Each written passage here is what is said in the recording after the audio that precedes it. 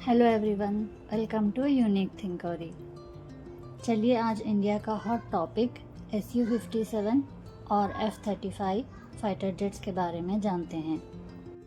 F-35, lightning II और Sukhoi 57 दोनों ही दुनिया के सबसे एडवांस्ड फाइटर जेट्स में से है।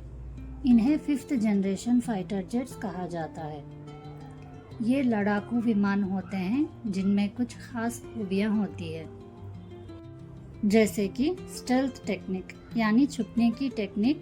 ये रेडारों की पकड़ में आने से बचने के लिए डिज़ाइन किए जाते हैं। इनका शेप और मटेरियल ऐसा होता है कि रेडार इन्हें मुश्किल से डिटेक्ट कर पाते हैं। और दूसरा फीचर है सुपर क्रूज।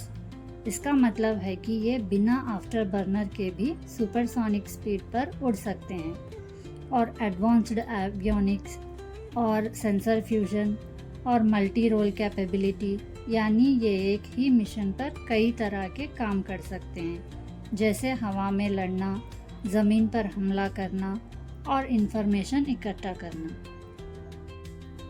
अभी इंडिया में F-35 और Su-57 फाइटर जेट्स को लेकर काफ़ी चर्चा चल रही है।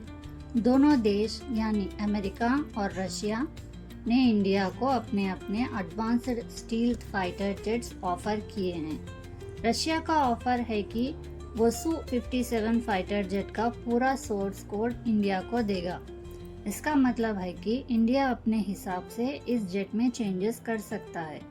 अपने देसी हथियार जैसे अस्त्रा और रुद्रम मिसाइल्स इंटीग्रेट कर सकता है और इसके सिस्टम्स को अपनी ज़रूरत के हिसाब से कस्टमाइज कर सकता है।